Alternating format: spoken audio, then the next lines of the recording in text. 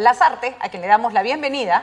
Él es abogado y además fundador y presidente del colectivo Integridad, que le vamos a pedir que nos explique bien de qué va y cuál es la labor que están haciendo con respecto a la policía. Jorge, ¿cómo está? Gracias por acompañarnos. Muy buenos días. Buenos días, Patricia. Muchas gracias por la invitación. ¿Se me oye bien? Se te oye perfectamente y se le ve también muy bien, así que no hay problema, podemos continuar con la entrevista. Jorge, ayer usted tenía unas declaraciones en Exitosa que han causado mucho revuelo. Además, estoy segura que era consciente de que ese revuelo se iba a dar.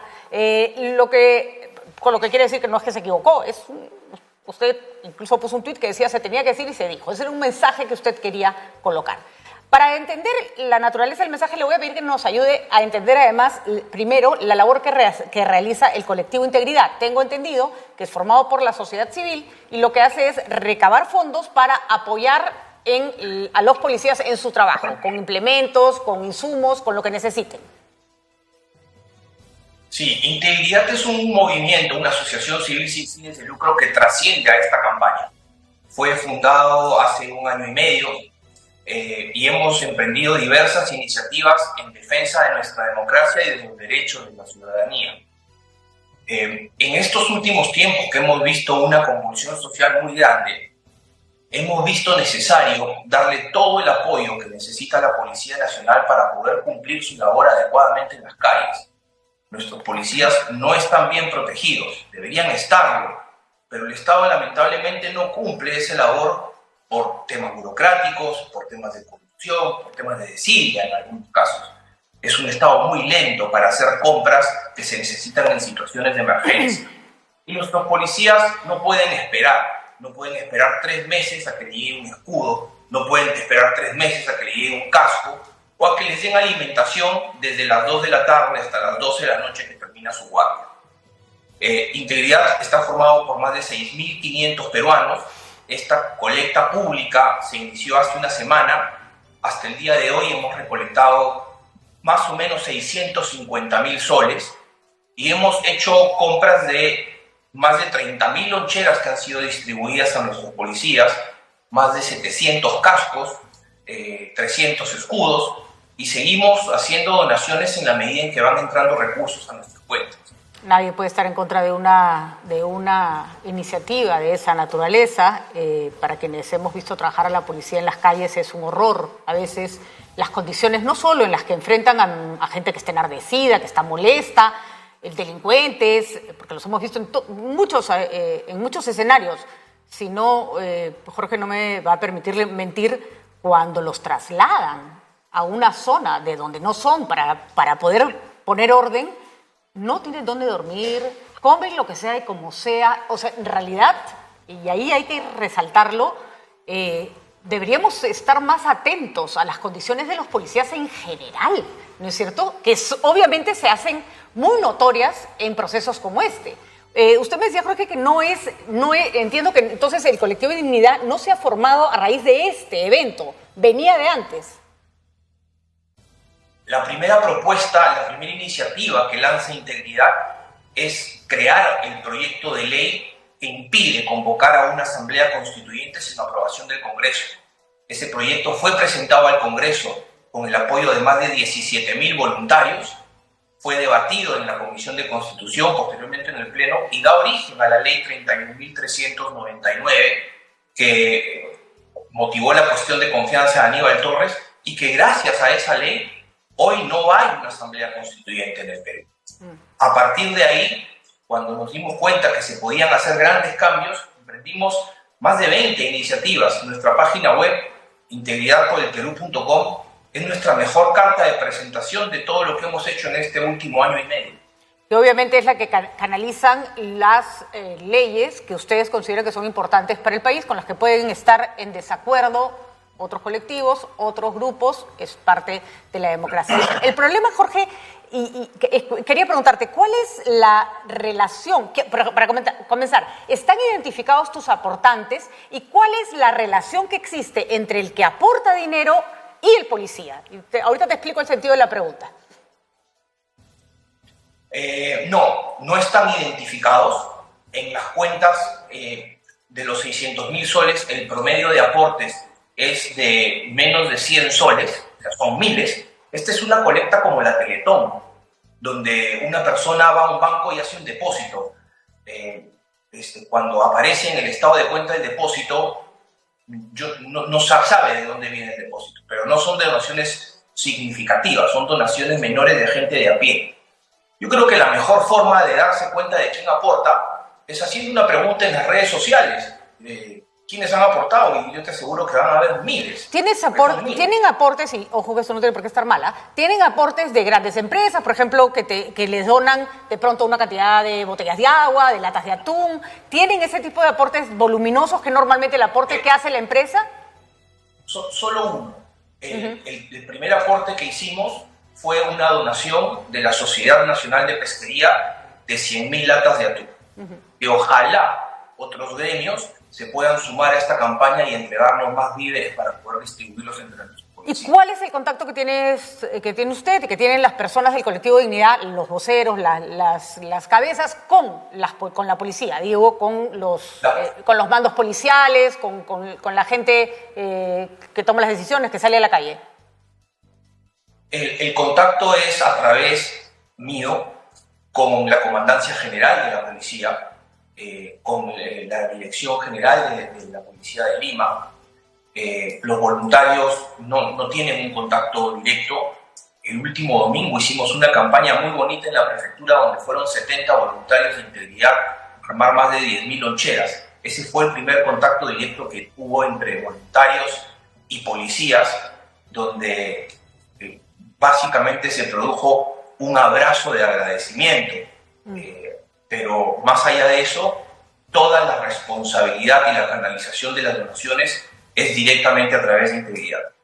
Y usted lo dice que tiene contacto con los altos mandos de la policía. Tengo entendido, además por la labor que realiza, que tienen que haber estado en contacto constante, que les tiene que preguntar qué cosas necesitan. Obviamente, si no, uno termina donando cosas que no necesita. Y luego la pregunta con total apertura y sinceridad. ¿Qué nivel de presión o influencia puede tener la posición de integridad con respecto a lo que debe hacer la policía? ¿Cuán en deuda se puede llegar a sentir la policía sin criticar, ojo, el hecho de que me parece absolutamente loable que se recuperen fondos? Pero hay que siempre analizar el paquete completo. ¿Qué nivel de influencia puede tener lo que integridad considera que se debe hacer en las calles con la labor que al final termina realizando la policía? Cero. Para empezar, nosotros no hacemos donaciones a funcionarios, hacemos donaciones a instituciones del Estado. Las donaciones no son a policías en particular, no hemos entregado ni una botella de agua a un policía. Hemos entregado donaciones a la Policía Nacional del Perú y al Ejército peruano, sin pedir absolutamente nada a cambio. Nosotros no decimos a dónde tienen que ir esas donaciones, cómo tienen que ser usadas. Lo que nosotros queremos es ser un facilitador para que la policía pueda cumplir con su deber. Pero no esperamos ningún tipo de reciprocidad más allá de lo que ya viene haciendo la policía por defender al Perú. Si la policía cambiara su manera de actuar, si fuera más cauta, si adoptara medidas que los grupos que no están de acuerdo con usted piden, que es que se haga control de la situación sin ejercer violencia, sin muertos, si la policía se comportara como ustedes no creen que se tiene que comportar, ¿seguirían donando? ¿Cómo? Para estar en la misma página, ¿cómo piensas que creo yo que se deben de comportar? Lo digo por las declaraciones que ha dado Jorge. O sea, yo me estoy remitiendo a su discurso. Y no lo quiero, por favor, si lo parafraseo mal, corríjame. Pero lo que yo escuché fue, frente a un acto de violencia, la policía tiene que usar las armas. Y si en ese enfrentamiento muere el que está en un acto de violencia, pues bien muerto. Y ese es el discurso, ¿no? A ver, ¿Lo parafraseé bien? ¿Lo parafraseé bien? Más o menos. A ver. Pero permíteme explicarme. Primero, yo soy un ferviente defensor de los derechos humanos. Yo estoy defendiendo los derechos de 33 millones de peruanos frente a actos violentos y vandálicos. Yo estoy defendiendo los derechos de policías asesinados y de familias de policías asesinadas. Yo estoy defendiendo los derechos humanos de niños que han muerto en ambulancias y de madres que han muerto en ambulancias porque no han podido transitar por las carreteras cerradas por bandas. Yo creo que la tecnología hoy en día permite contar con equipos antimotines que debiéramos tener en el Perú hace años. Totalmente de acuerdo, años. totalmente de acuerdo. Balas de goma, equipos de audio que repelen manifestaciones. Lamentablemente, por desidia, por burocracia del gobierno, que es una vergüenza, déjame decirlo, es una vergüenza, no la hay. Totalmente. No la hay. Hoy los policías tienen armas que disparan proyectiles de acero, ¿cierto? De balas de plomo, de plomo. Y es el único equipo con el que cuentan. Y con eso tienen que desarrollar su función. Y su función es cuidar a las personas, es cuidar a las empresas.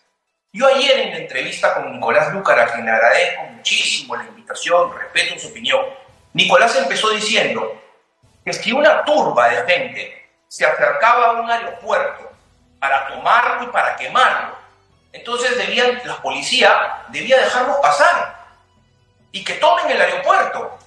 Y a mí eso me indignó. Yo no estoy de acuerdo con esa postura. Yo no puedo ser condescendiente con un vándalo.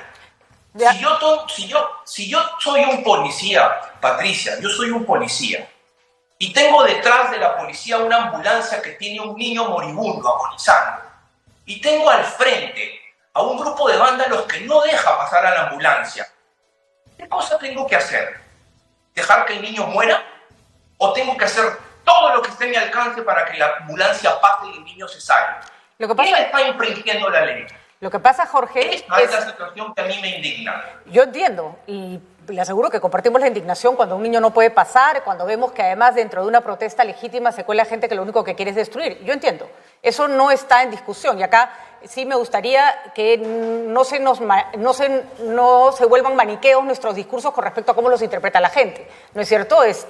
Criticar la muerte injusta de un ciudadano en manos de la policía no quiere decir que no vamos a criticar el hecho de que un policía es quemado o es agredido por la población. Es decir, uno tiene que mirar en ambos casos que las personas no mueran por razones equivocadas, que no mueran de manera equivocada, que no mueran de una manera que no corresponde. Y esta era mi pregunta, Jorge. Una cosa es lo que nosotros creemos, sentimos. Créanme que cada vez que veo que violan a una niña, yo le cortaría, ya sabe usted qué, al violador, ¿no es cierto? Sí, si veo una ambulancia con un niño muriendo y gente que no deja pasar, yo le tiraría una bomba, probablemente a toda esa gente para que se aparte. Pero eso es lo que en nuestro fuero interno nosotros quisiéramos hacer porque somos seres humanos. La pregunta, Jorge, es la siguiente porque me preocupa una cosa que creo que de pronto estamos perdiendo de vista. Y la razono con usted para que usted me diga su punto de vista. Y es, la policía sí, efectivamente tiene el deber, pero desgraciadamente esa persona que está cerrando la carretera también tiene derechos humanos. Y no solo tiene derechos humanos, aunque no nos guste, sino que la ley lo protege. Y si la policía excede su fuerza, el que se va a ir preso va a ser el policía, no usted. ¿Me explico? No yo, que le gritamos de atrás, dispárale. A nosotros no nos va a pasar nada. El que se va a ir preso para hacer mal uso de esa arma por sobrepasar las reglas va a ser el policía. Entonces no encuentra, más allá de que a mucha gente su discurso le pueda parecer un horror, olvidémonos de los calificativos. En este momento cada quien tiene derecho a enfocar su juicio sobre lo que usted dice de manera particular. Yo le pregunto en términos ya legales, prácticos. ¿Es usted consciente de que el policía tiene reglas y que también tiene que respetar la ley y que lo más probable es que muchos se vayan presos por lo que ha ocurrido? Por supuesto, 100%. Pero yo no estoy diciendo que la policía no respete las reglas. Yo no estoy pidiendo ni invocando a que haya un rompimiento de las normas. La policía tiene procedimientos. Lo que está pasando es que hay personas que piensan que la policía ha actuado mal con estas 50 muertes y que todas estas muertes son injustificadas. ¿Y por qué estamos generalizando? ¿Por qué estamos asumiendo que las 50 muertes son injustificadas? ¿Por qué no asumir que hay muertes que se han producido conforme a los procedimientos reglamentarios? No. Yo lo que noto es que hay un sector mayoritario de la población, no mayoritario, no sé si es mayoritario o minoritario, pero hay un sector de la población que se arranca las vestiduras clamando por los derechos humanos y dice, los vándalos, los delincuentes, qué pena. ¿Y los policías?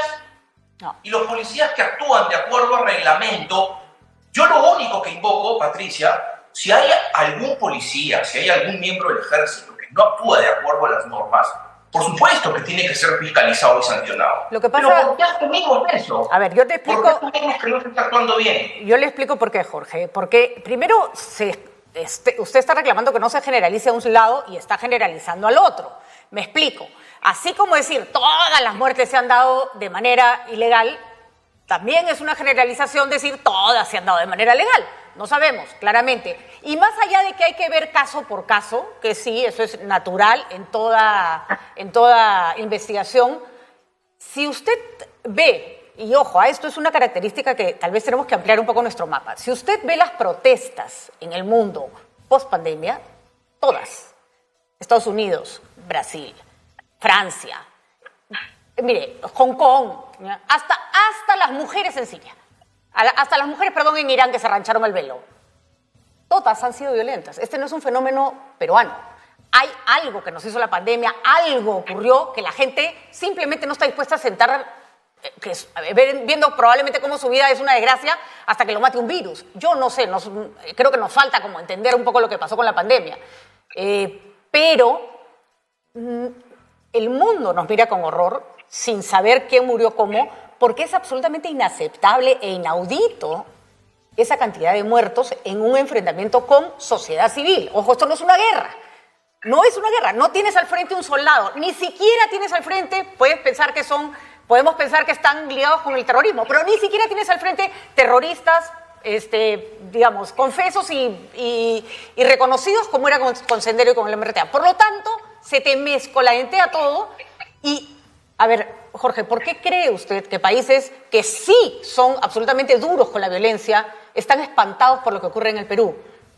¿No le parece que hay algo que no funciona cuando en una protesta se te mueren 12 y al día siguiente se te mueren 18? Porque la primera vez tú podrías decir, bueno, sí, fue un laberinto, y después, unos cuantos días después, otra vez, más muertos. Yo creo que las personas que nos ven en el mundo están espantadas por lo que sucede en el Perú, porque ven que nuestros aeropuertos se queman y se incendian, porque ven que nuestras comisarías y los edificios fiscales están incendiados, porque ven que las carreteras están cerradas, porque los miles de turistas que estaban en el Perú no tenían cómo regresar, porque esa gente que quería venir al Perú a conocerlo ya no puede venir. Esto es lo que principalmente indigna al mundo, como un país en caos puede terminar por una crisis así. Las muertes, por supuesto, que son totalmente lamentables. Yo no te puedo decir otra cosa. Son lamentables.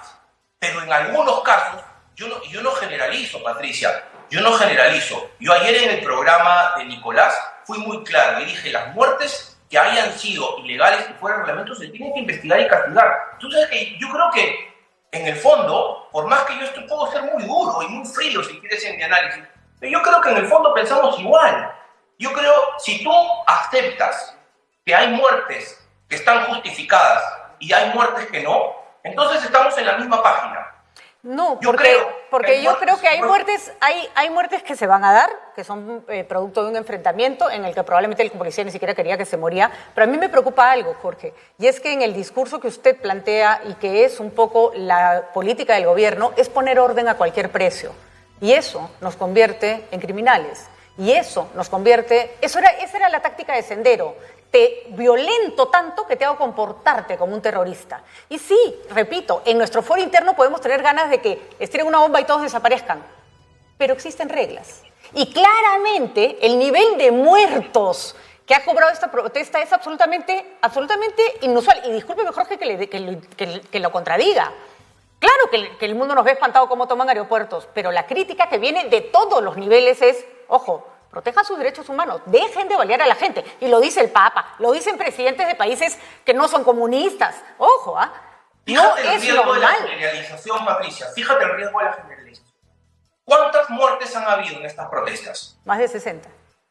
Listo, más de 60. Dentro de ese número 60, ¿están las muertes de los niños que estuvieron en ambulancias o no? Sí, por supuesto. Están contadas las muertes de los niños que murieron en ambulancias, todos. Y eso no es culpa de la policía ni de la No, imagínate, Jorge, pero esas muertes no están en discusión. Y tampoco el policía quemado, eso se tiene que investigar y eso se tienen que ir presos sin chistar. El tema Pero ese es el riesgo de la generalización. Y cuando decimos hay 60 muertes en el Perú, y cuando decimos el gobierno y la policía son culpables de 60 muertes, eso no es así, pues. Pero el problema no es... muertes de niños inocentes que son productos del cierre de carreteras por vándalos. Sí. Distingamos. A mí lo que me parece triste, Pero Jorge, sobre los temas de los niños y el policía asesinado, ni siquiera hay discusión, porque el caso es tan obvio y evidente que merece una sanción y además merece un castigo de la sociedad. Y de verdad que todos deberíamos estar pidiendo a gritos que esa gente ya estuviera presa. Ese debería ser nuestro clamor. El problema, Jorge, yo te pregunto, esa gente salió a marchar.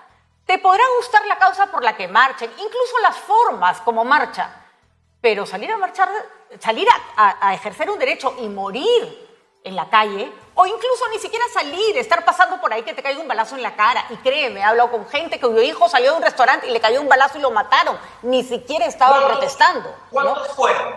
¿Cuántos de esos casos fueron? Te hago la misma pregunta. ¿Cuántos conoces que han muerto legalmente? ¿Cuántos casos hay de terror?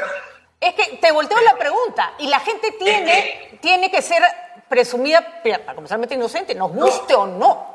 Nos guste es que, Patricia, o no. Ahí está el tema. Ese es el tema central del asunto que estamos discutiendo.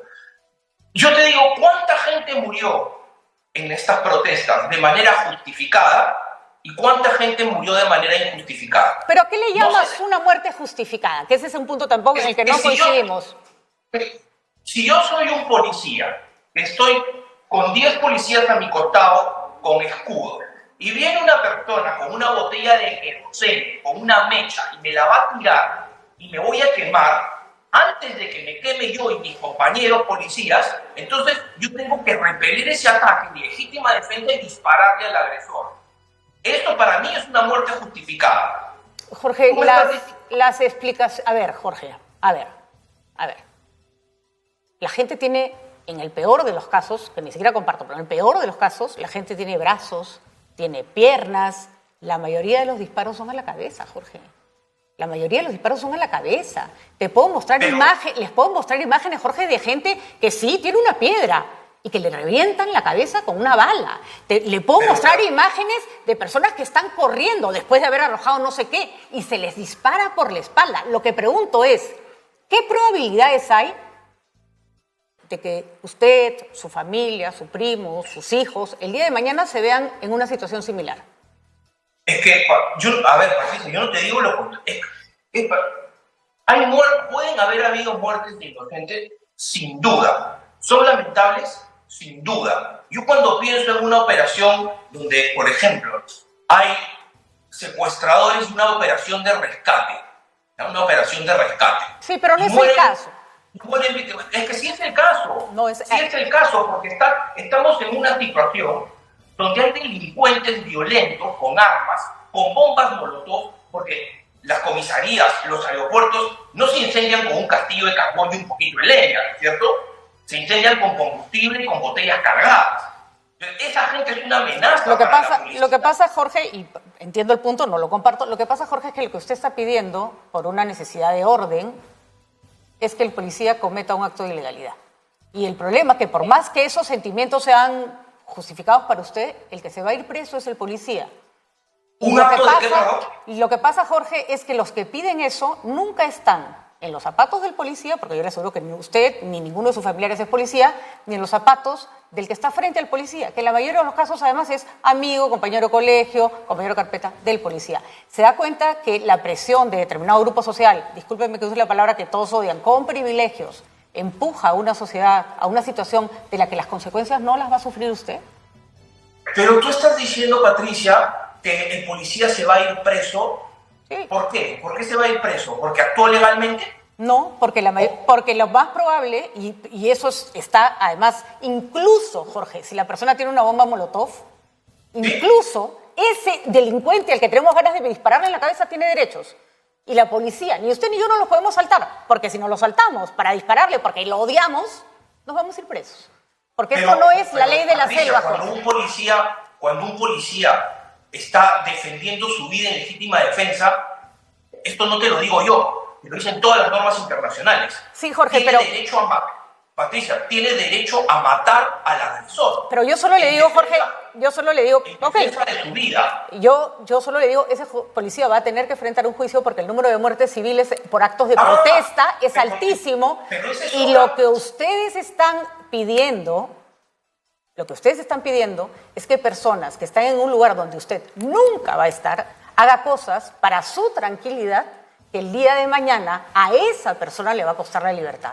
Y se lo digo con toda la buena onda del mundo porque ya es hora de que pensemos que siempre exigimos cosas que nosotros no vamos a padecer, por las que no vamos a tener que responder, pero que a nosotros nos dan tranquilidad. Y por nosotros me refiero a determinado grupo con determinadas características que siempre le pasamos mejor en este país. Pero Patricia, a ver, esa es una discusión distinta, donde ya no estamos cuestionando si el policía actuó bien o actuó mal al repeler la violencia. Tú lo que me estás diciendo es, lo que pasa es que el policía puede enfrentar un proceso penal o un proceso fiscal, entonces, pobre policía.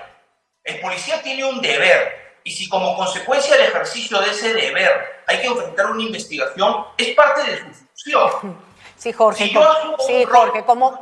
sí, pero ¿sabe qué pasa? Que cuando hay un colectivo que reúne dinero, que tiene la posición que usted tiene, que les da cosas, que está muy bien, eso no lo voy a criticar, pero que la policía siente y se siente empoderado y siente que además tiene que responder de determinada manera a sus expectativas, yo repito, ese piña que usted dice, porque es como decir piña, si se dice vete a juicio, ese es una consecuencia que usted ni siquiera está calibrando de cuánto de lo que usted hace o dice está influyendo en que un policía no haga bien su trabajo. Pero Jorge, podríamos discutir 1000 años y creo que hemos tenido espacio para intercambiar ideas. Yo le pido de todo corazón, que se ponga un poco en los zapatos de esos policías que a veces hasta se sienten presionados de actuar de determinada manera porque hay determinada gente que espera eso de ellos. Y de pronto eso no está de acuerdo a la ley. De acuerdo, lo escucho, por favor. Yo te pediría lo mismo, que te pongas en los zapatos de esos policías y les preguntes si están de acuerdo con mi postura de defender la labor de la policía o no. Jorge, lo hago todo el tiempo.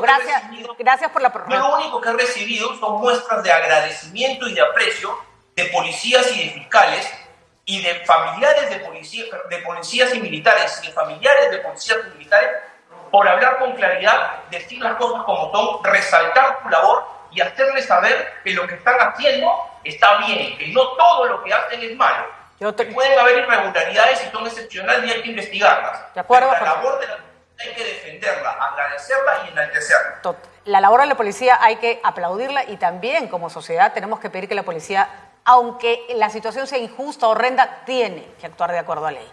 Tiene que actuar de acuerdo a la ley. 100%. 100% de acuerdo. Jorge, le agradecemos su participación